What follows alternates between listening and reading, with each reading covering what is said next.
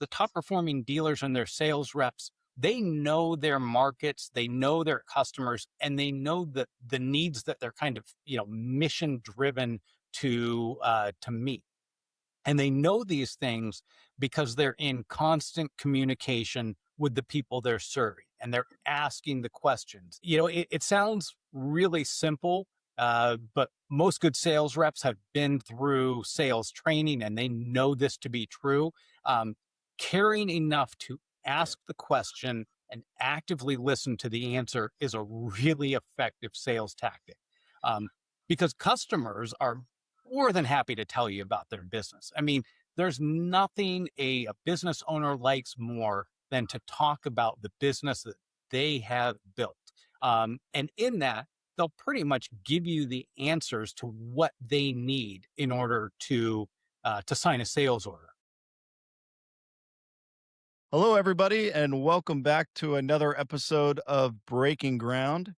I am your host, Dagan Davis, and today we have a guest on the show named Mark Johnson. He is a program manager from First Citizens Bank. Mark, thanks for joining us. Dagan, thanks for having me. It's great to be on. Yeah, I'm glad we got connected. I'm glad we were able to talk. I believe it was last week we talked briefly, and then we were able to get this set up. So thanks for working with me on it and coming on the show. You bet. And thanks for being patient. Like we talked about before the show, had to get some clearance from the appropriate people working for a large bank, but they're really supportive. And you giving us a little bit of time to get it set up was really appreciated too. Yeah, of course, of course. Thanks for everyone who was involved in that, even off the camera. So it was a good process, nice and smooth. So we're going to go ahead and just move into a request, from a lot of people that have been watching is just understanding, Mark, who you are and what you do. If you could just start out with that, and we'll give everyone the context going into our conversation. Yeah, you bet. So I've been in the equipment finance industry since I got out of college in 1999, and a little while. Most of that has been specifically in construction equipment and agricultural equipment. So lots of heavy machinery. And most of that time has really been, with some time as a regional sales rep, but most of it's been as a program manager at my various stops. So that's working with equipment manufacturers here in the US and North America, really, to establish programs to help them and their dealers sell equipment.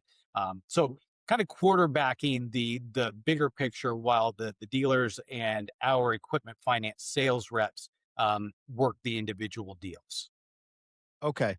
So you're working with both the dealers and the manufacturers? Correct. The work with the manufacturers is really establishing what the programs are going to be that will address the needs the manufacturers are looking to solve for. And then working with the dealers on a higher level to help educate them on the programs that are available and how to apply them. But then we also have our regional sales rep and our inside sales team that will work more on a deal to deal basis, and so more closely with the dealers. Okay. All right. And then what attracted you to equipment finance? Have you always been in equipment finance? Yeah, ever since I got out of college, it wasn't something that I was aiming for to start out with. When I got out of college, I was working with a recruiter.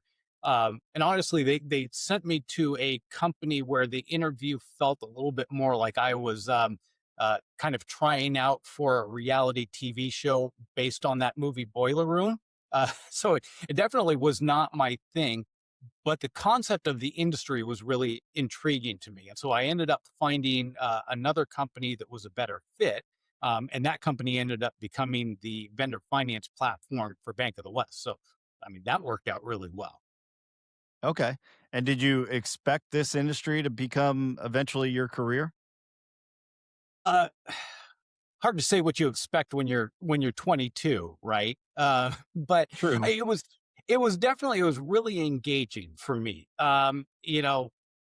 Every deal, every program, all the relationships that you put together, it's all like a story problem, like from back in grade school, junior high math, right? It's how do I get to some particular result? And I love solving problems like that. So whether it's trying to get to a payment or an interest rate for a customer, or incremental growth rates or profitability targets for dealers or market share for OEMs. um, it's all about figuring out what levers to pull and to what extent to solve for these particular needs. And it's always different, and so that keeps it really engaging and fun.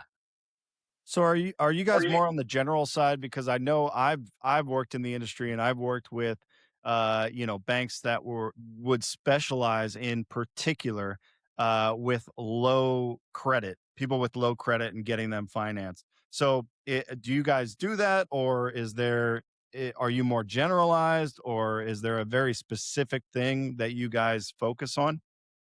That's a great question. So we, across the equipment finance platform, cover a lot of industries, but we have vertical specialization. So I'm specifically in a group that works in construction equipment. We've got a group that does ag equipment. We've got a group that does material handling. We've got a group that does office imaging and technology equipment. We've got a group that does specialty vehicles. So we cover a lot of the market, but we still have really deep specialization. Now, to your earlier point, we're a bank. We offer really competitive rates, but we don't go deep on credit. So that's not really a specialty for us. Um, we do a lot of relationship lending, and that's important. But the really challenged credits, like you said, there are companies that specialize in that. Okay. Great. So, when it comes to contractors, because we may have some contractors watching the show. A lot of them, I know it's very important to get the right machine for the job and for the application that you're working on. Um, but why should they be paying just a little bit more attention to the financing behind the whole machine? Okay. So first up, Dagan, I love this question. I love it so much, and I really wish more people asked it, even just of themselves, right? Um, equipment acquisition strategy is business strategy, and contractors, I mean, these guys love their business. They know it in and out. And they're constantly thinking about the strategy of their business. So they're being forward looking. They're taking a broad view of the business and the surrounding conditions. Um, and they should be doing the same thing when it comes to their equipment acquisition strategies. Um, you need to think about it this way: a contractor ideally isn't just going to take every project that comes along to them, right? They're going to make sure it fits with their resources and their expertise, and really the values of their company and the image that they want to project of themselves. And I think they should think the same way about getting equipment, right? What am I going to use it for? How long am I going to need it?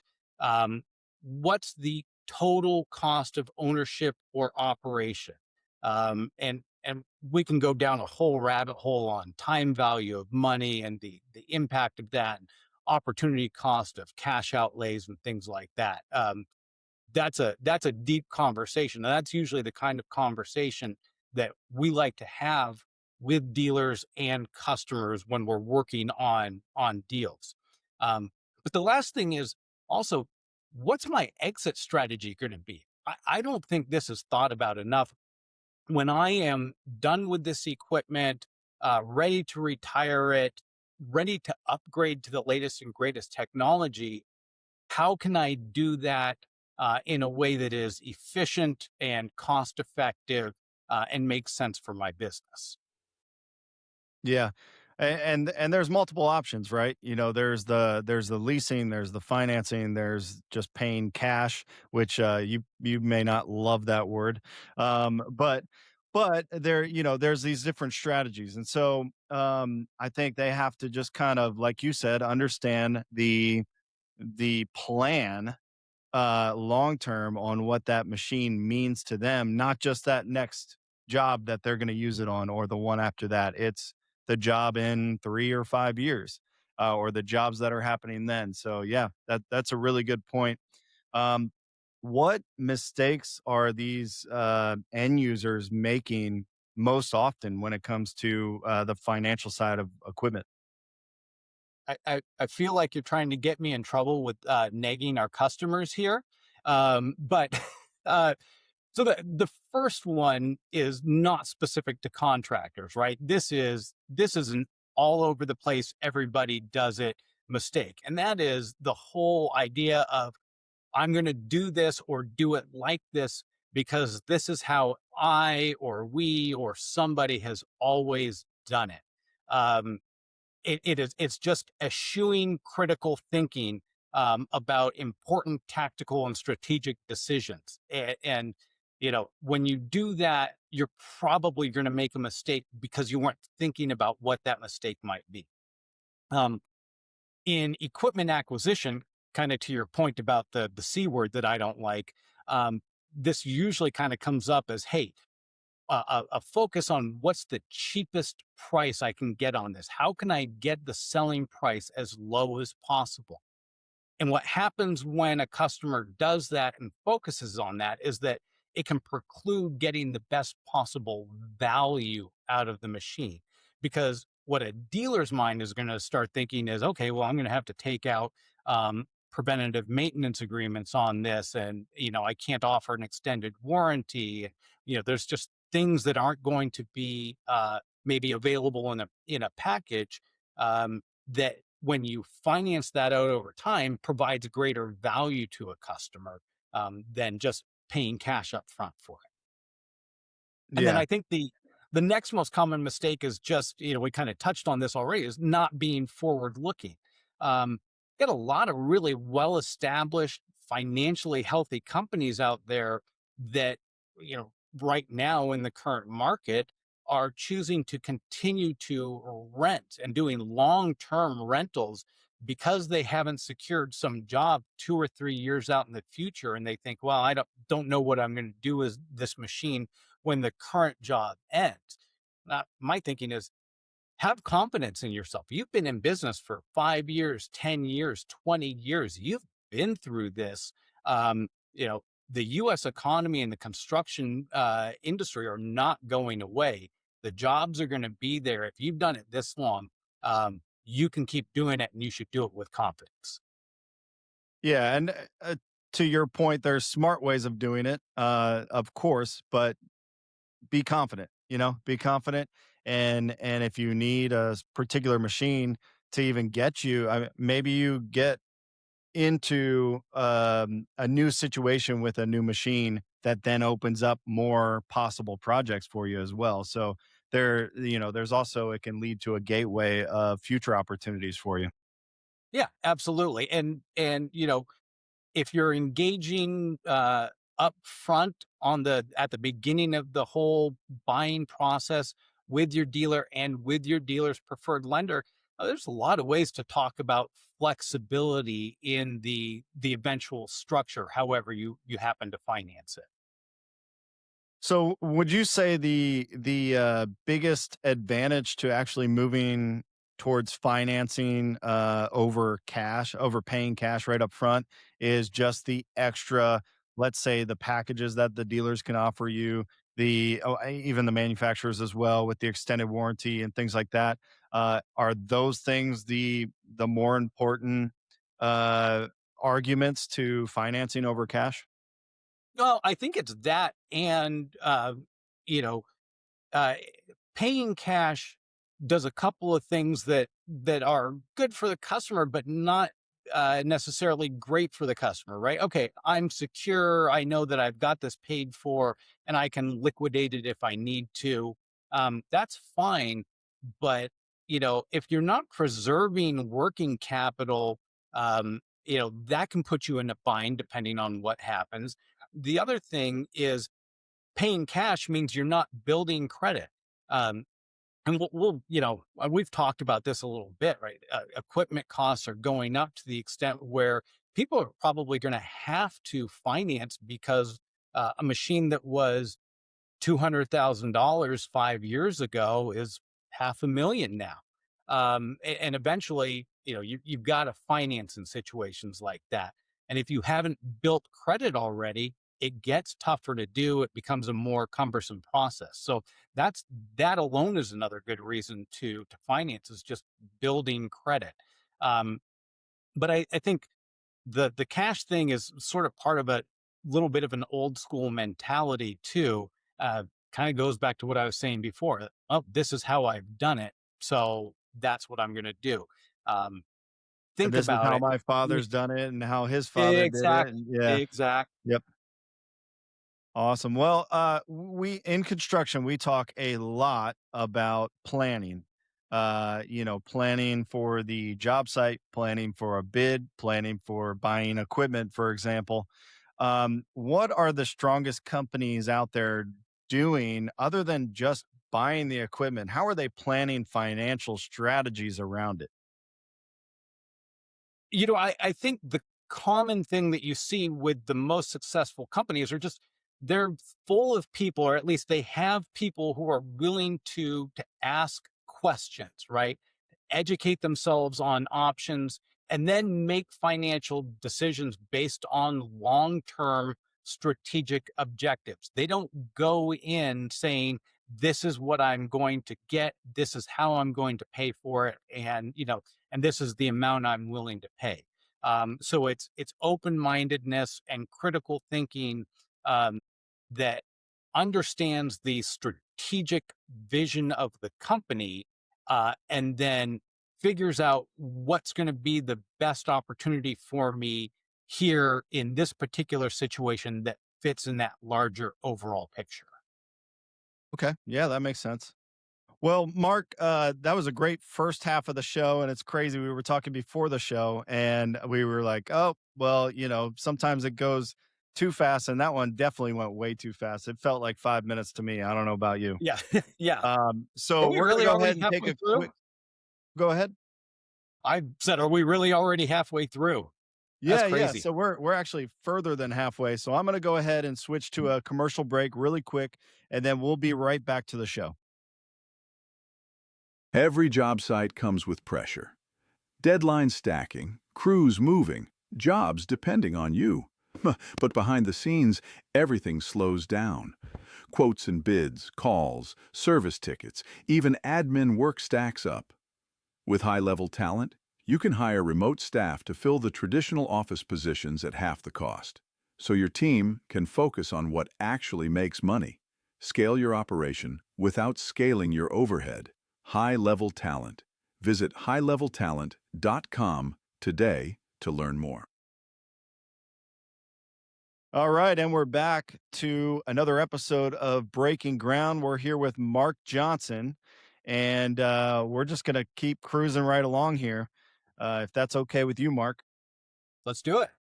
All right, so you've worked closely with dealers throughout your career, especially in the financing side of things, and like you said, they ask a lot of questions. You're clearly communicating with these guys probably on a daily basis between them and the manufacturers, I would imagine. And so, what separates the top performing dealers that you've seen from the average ones when it comes to selling the financing? Yeah, great question. And I think you can take this down even to the individual sales rep level, and the answer is more or less the same. And you kind of already said this, right? They're asking questions, they're gathering knowledge. Um, they the dealers, the top performing dealers and their sales reps, they know their markets, they know their customers, and they know the needs that they're kind of mission driven to meet. And they know these things because they're in constant communication with the people they're serving and they're asking the questions. Um, it sounds really simple, but most good sales reps have been through sales training and they know this to be true.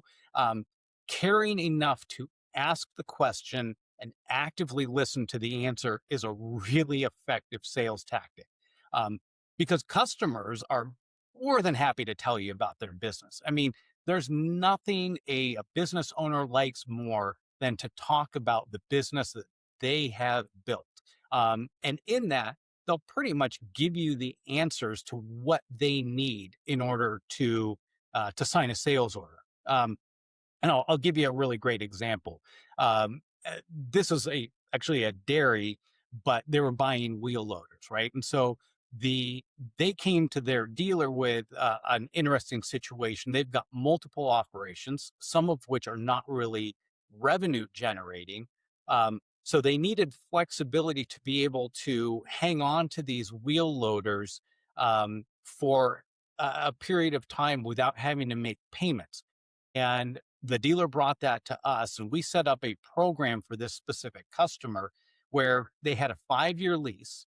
They made all the payments in the first 3 years, and then they could either return the wheel loaders to us, um, or they could keep them for any part of that remaining 2 years and move them over to these non-revenue generating parts of their operations. So there's no more cash outlay. It worked really well with their financials. It worked well for us, and it helped the dealer continue to sell new wheel loaders to this customer every 3 to 5 years. And it all happened because the dealer took the time to understand the customer's needs and then bring that to us.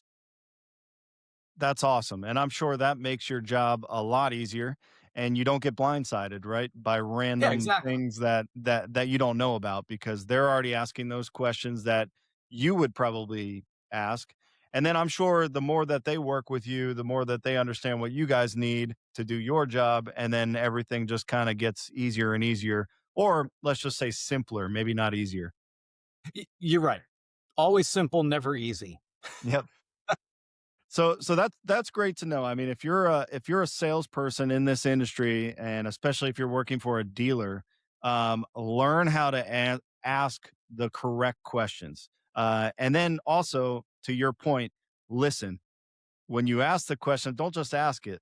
Listen and comprehend it, and store it away for later use. And that's what sales guys should be doing, anyways, because if you're not listening to your customer when they're talking, I know there's some customers that can really talk, but if you're not listening to the important things that they're saying and that they're giving to you, then you may not be successful in the trade. So yeah, that's some great content there.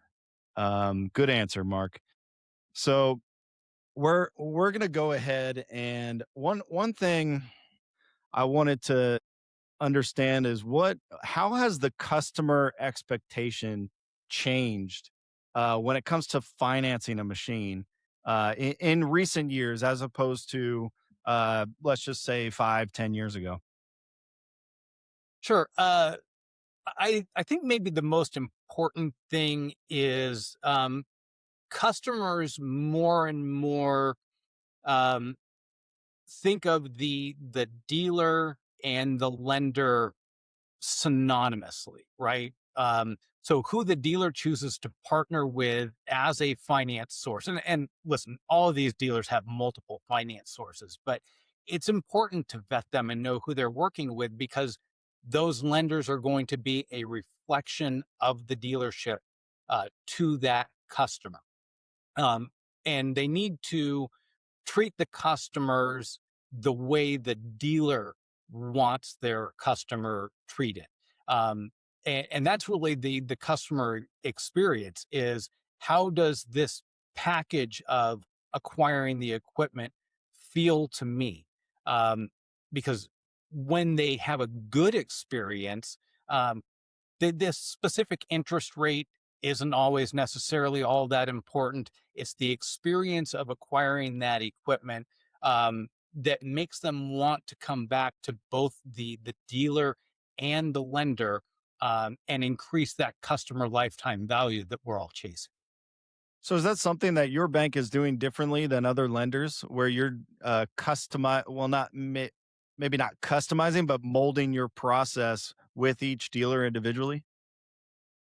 Um, to some extent, sure. We've got the programs again that we talked about earlier that I put together with the OEMs, but then on a more granular level, the our regional relationship managers that are working with the dealers, um, are understanding what the dealers' needs are, what the dealers' customers' needs are, and they're either doing it on their own or they're coming to me and my colleagues who are also program managers and saying, "Hey, can we figure out how to do this because this is a particular need in this specific market?"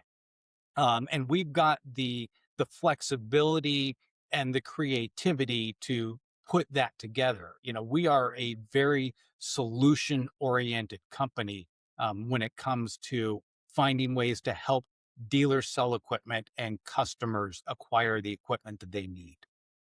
Yeah, so that's good to know. And I feel like every company, no matter what you're doing or what you're selling, should be able to do that just a little bit, right? Where you're kind of able to adjust and be a little flexible to different situations because not every customer has the same situation. Right. Uh, Lending shouldn't be a box store, right? It just doesn't work. yeah.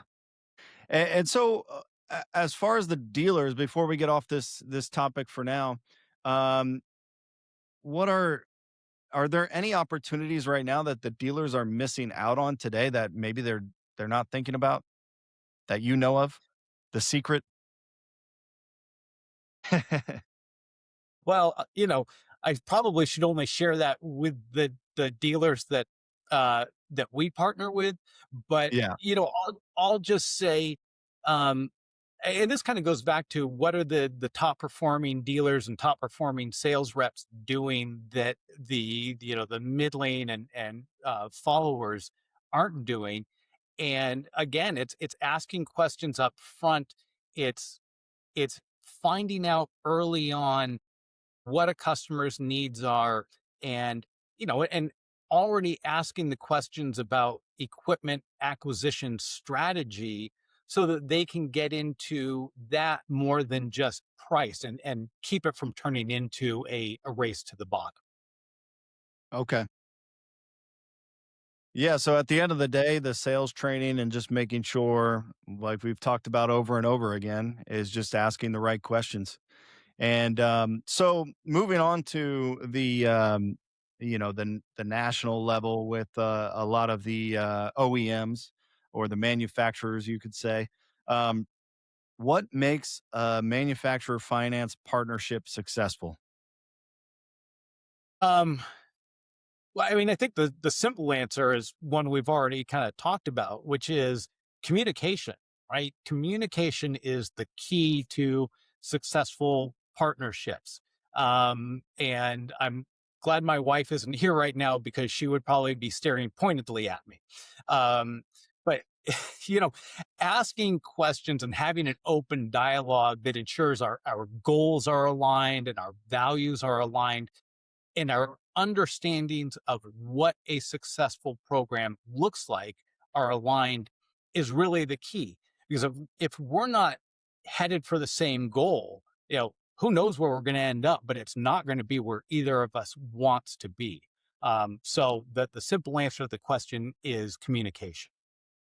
Okay, great. And that answers a lot of my questions. But if you think about it, anyone listening to the show on any of these episodes, it's a constant theme. Communication is where the most successful companies, whether it's a contractor on a job site to pre-planning a project to buying equipment, financing, all the way to building the equipment and selling that. Um, every single step of the line, I think we're understanding the theme is communication. And what makes people successful in this business is communicating effectively. And so that's awesome that we keep touching on that. And that's one theme that I have noticed through, 6 episodes that we've aired so far, that we've understood that that is a very, very common theme. Yeah, and I think, I know your focus is innovation. There's so much going on in the industry, so many advancements. But the one thing that won't change, we've really pounded this nail in, but this is the one thing that won't change is the importance of communication, regardless of all the other advancements we make in the business. Yeah, we should maybe change the theme of the show to just communication, effective communication, and just talk about that. Um, but yeah, so as far as innovation, we can dive into that a little bit. How has equipment financing become a little bit more innovative over the past years? Boy, um, it's a tough question to answer because sometimes when you're in the middle of it, you don't really see it happening around you, and you're just kind of going along with the flow. But uh I think one of the main things is really just the way OEMs and lenders have come to work more closely together, right? Where it's no longer just you know me bank, you sell. Here's a rate, here's a subsidy, you know go have at it. It's a lot more of figuring out what everyone brings to the table, and prioritizing solutions, and so deepening those partnerships, right? We get into now stuff that we weren't doing in these programs 15 years ago, right? We're identifying issues and shortcomings. We're doing uh, root cause diagnosis, and then we're creating programs that solve for issues. So we're going a lot deeper now than we did in the past, and it's really becoming a lot more participatory, I would say, and figuring out what's going to be beneficial to the bank, the manufacturer, the dealer, and the customer. Um, and beyond that, it's really the main things that we're doing are largely, unsurprisingly, technology based, right? We're using digital tools more, we're using automation more, credit scoring, systems that just allow us to be more efficient in getting deals done, and even calculating and creating the programs that are going to earn those deals in the first place. Okay. Okay. I'm curious, are you guys utilizing AI at all in your systems? Ooh, good question. Um, so we are starting to use AI. It is very much a support tool feature for us right now. So it's not deployed uh, across everybody, and it's only for certain use cases. But one thing that it's not doing is um, replacing people or communicating directly with clients and customers. So there's not a chat bot that's answering questions for customers about their contract. It's really just being used to help us get our jobs done more efficiently. More efficiently and maybe saving some time here and there, correct? For sure. Yeah. Awesome. Yeah, and that's kind of the common theme that we're seeing in construction. You can go on YouTube and see all these videos about AI, and how they're going to take everyone's jobs, and how no one's going to have jobs in just a couple of years. And I always think that's crazy when you think about the construction industry, where are probably very safe in what we do. Um, and so that's what I like to get across in these shows as well, is if you're scared about AI, go to the construction industry, because they really care about the people in those seats and people staying in the jobs. And then what's going to happen is AI is going to be everywhere, but it's going to be used as a tool, like you were saying, to make you more efficient at your job, and make your job you be able to do your job faster. And so those are the two, main things that we like to get across. And then obviously, communication is key. So until AI can communicate like a human and ask the right questions that the sales guys are asking and in a human manner, then I think we're all okay. Yeah, agreed. And um, I certainly hope for a long life and a long career, but I'm still not confident that I'm going to be here when we get to that point. Well, yeah, let's hope that everyone has a long life and a long career that's watching. But Mark, is there anything else? We're about to be wrapping up the show here. Is there anything else that you would like to get out there? Is there anything that your bank is promoting at the moment that you guys would like to just extend out to our audience? Um, yeah, I think one of the big things is, and you sort of touched on this, right? AI and autonomy. Um, there's a lot going on with autonomous vehicles. I've got a colleague, Josh Farrago, who came over to First Citizens from Silicon Valley Bank when we acquired them. Really smart guy, and he wrote an excellent piece a couple of months ago that 2026 is kind of going to see the tipping point for autonomous equipment out in the field. Um, like VC investment in the industry went from $100 million in 2018 to $1.3 billion last year, and we've got all this industry knowledge from the autonomous vehicle market coming over.